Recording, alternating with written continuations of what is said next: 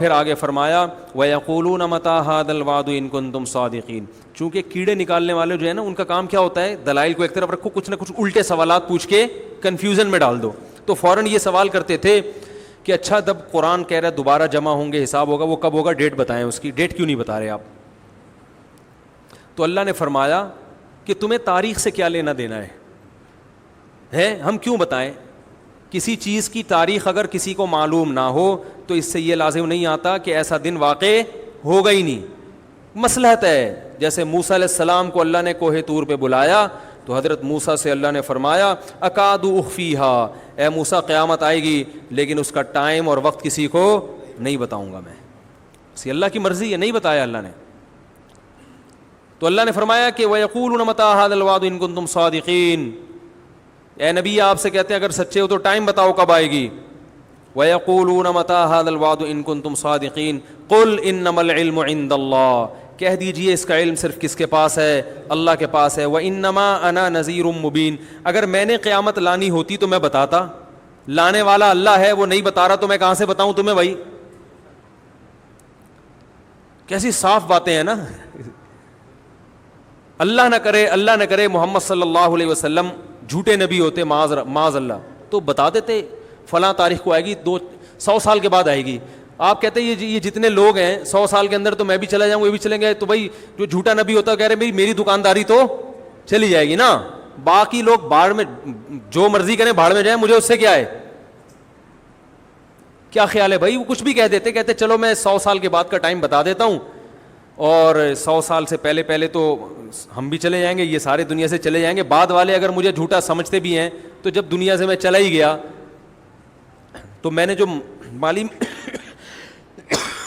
جو مفاد حاصل کرنے تھے, عزت حاصل کرنی تھی, پیسہ حاصل کرنا تھا, خواہشات پوری کرنی تھی, میرے تو مزے ہو ہی جائیں گے نا. تو صاف پتہ چلتا ہے کہ آپ صلی اللہ علیہ وسلم یہ دنیا کے لیے نہیں کر رہے تھے. کیونکہ جو شخص اللہ پر جھوٹ باندھ سکتا ہے کہ میں اللہ کا نبی ہوں, اتنا بڑا جھوٹ, وہ جھوٹی تاریخ گھڑ کے کیوں نہیں بیان کر سکتا بھائی. کیا ہو گیا بھائی جان, وہ جھوٹی تاریخ بیان کرنے میں اس کو کتنا ٹائم لگے گا.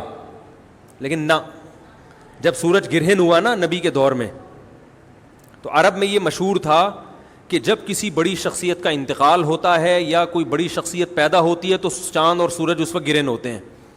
اللہ کی قدرت, اسی دن نبی کے بیٹے کا انتقال ہوا اور چاند یا سورج گرہن ہو گیا. تو صحابہ نے پوچھا یا رسول اللہ آپ کے بیٹے کا انتقال ہوا اس لیے چاند گرہن ہوا. آپ نے فرمایا نا نا نا نا, سورج اور چاند اللہ کی آیتوں میں سے آیات, یہ کسی کے جینے اور مرنے سے اس کا تعلق نہیں ہے. کوئی جھوٹا نبی ہوتا تو فوراً کیا کہتا, ہاں دیکھو میں بڑا آدمی ہوں اور بڑی شخصیت کے بیٹے کا انتقال ہوا ہے, یہ سورج گرہن اسی کی علامت ہے. آدھے عرب اور مسلمان ہو جاتے. جھوٹا نبی ہونا کہ فوراً ان چیزوں کو کیش کرائے گا. ہمارے نبی صلی اللہ علیہ وسلم نے کہہ دیا کہ سورج اور چاند کے گرہن ہونے کا کسی کی زندگی اور موت سے تعلق نہیں, اللہ کی نشانی ہے. تو میرے بھائی اسی طرح ہمارے نبی نے کہہ دیا مجھے قیامت کی تاریخ معلوم نہیں ہے, مجھے نہیں پتا. انما العلم عند اللہ, کہہ دیجئے علم صرف اللہ کے پاس ہے. وانما انا نذیر مبین, میری حیثیت کیا ہے, میں تو صرف ڈرانے کے لیے آیا ہوں. میں بتا رہا ہوں کہ اللہ نے تمہیں یہ جو نعمتیں دی ہیں ان کے بارے میں اللہ تم سے سوال پوچھے گا, مر کے مٹی ہو کے ختم نہیں ہوگے. آج ختم کر دیتے ہیں سورہ ملک کو. وانما انا نذیر مبین فلما رأوه زلفة سیئت وجوہ الذین کفروا وقیل هذا الذی کنتم به تدعون. اللہ نے اپنے نبی کو تسلی دی, فرمایا جب یہ اس جہنم کو اپنی آنکھوں سے دیکھیں گے نا جو نافرمانوں کے لیے تیار کر کے رکھی ہے, تو ابھی تو کہہ رہے ہیں اس جہنم میں جانے کا ٹائم بتائیں, لیکن جب دیکھیں گے تو ان کے چہرے بگڑ جائیں گے. جیسے کسی چیز سے نفرت ہوتی ہے انسان کو اور اسے دیکھ کے چہرہ بگڑ جاتا ہے. وقیل هذا الذی, اور کہا جائے گا یہ ہے وہ آگ جس کا تم دعویٰ کیا کرتے تھے, مانگا کرتے تھے کہ کب آئے گی. تم کہتے تھے ہمارے سامنے یہ آگ لے کر آؤ ہم دیکھیں, تو یہ ہے جس کو تم مانگا کرتے تھے. آج تمہارے مانگنے پر اللہ نے یہ تمہارے سامنے رکھ دی ہے. پھر اللہ نے اپنے نبی سے کہا کہ آپ ان کو آخری اعلان سنا دیں. قل ارأیتم ان اہلکنی اللہ ومن معی او رحمنا فمن یجیر الکافرین من عذاب علیم. بتاؤ جہنم کب آئے گی, یہ تاریخوں میں پڑھنا, یا جہنم کب آئے گی, جنت کب آئے گی, قیامت کب آئے گی, اس کی تاریخیں تو مجھے معلوم نہیں ہے. لیکن ایک سوال میں تم سے پوچھتا ہوں کہ بالفرض اگر میں غلط ہوں, اگر میں دعوت میں غلط ہوں, اور جو اس کائنات کو پیدا کرنے والا ہے وہ مجھے بھی ہلاک کر دے اور میرے ساتھ جو ایمان والے لائے ہیں ان کو بھی ہلاک کر دے, تو کیا وہ تم کو چھوڑ دے گا؟ تم تو صاف انکار کر رہے ہو اس کا, تمہیں کیسے چھوڑ دے گا وہ؟ اگر میں دنیا میں ہلاک ہو بھی گیا, تمہارے قتل کرنے سے ہلاک ہو گیا, تمہارے نقصان پہنچانے سے چلا گیا, اپنی مشن میں بالفرض ناکام ہو گیا, تو تم مجھے یہ بتاؤ کہ جو رب مجھے ہلاک کر سکتا ہے وہ اپنے انکار کرنے والوں کو جو سرے سے اس کو مانتے ہی نہیں ہیں, نہ اس کے قانون کو فالو کرتے ہیں, ان کو اس اللہ کے عذاب سے کون بچائے گا؟ یہ بھی ایک سمجھانے کا انداز ہوتا ہے. اور پھر اللہ نے ایک دلیل, قل هو الرحمن آمنا به وعلیہ توکلنا, اور اے نبی ان سے کہہ دیجئے وہ اللہ صرف اللہ نہیں ہے, اس کی صفت ہے رحمت کرنے والا.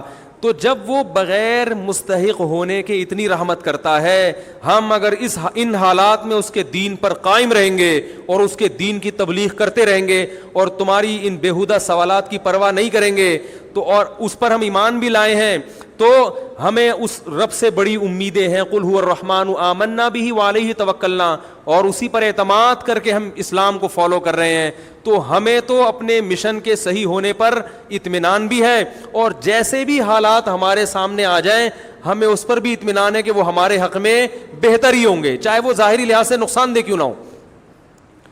قل هو الرحمن آمنا به وعلیہ توکلنا فستعلمون من هو فی ضلال مبین, تمہیں عنقریب پتہ چل جائے گا کھلی ہوئی گمراہی میں کون پڑا ہوا تھا.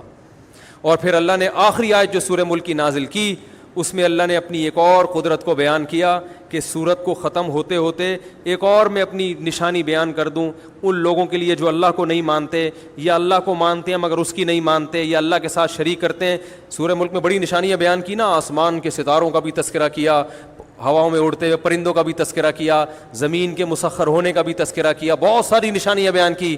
سورت کا جو اختتام ہے ایک نشانی پر, قل ارأیتم ان اصبح ماؤکم غورا.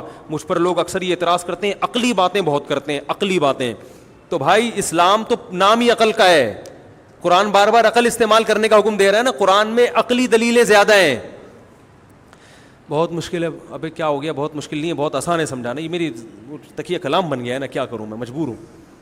بہت آسان ہے سمجھانا, اب پھر مزہ نہیں آئے گا. تو قرآن نے عقلی دلائل بہت دی ہیں. سورج کا اختتام کس پر ہو رہا ہے؟ ایک عقلی دلیل پر کہ عقل استعمال کرو. Thanks for watching. Don't forget to like, comment, share and subscribe to Mufti Tariq Masood Speeches channel.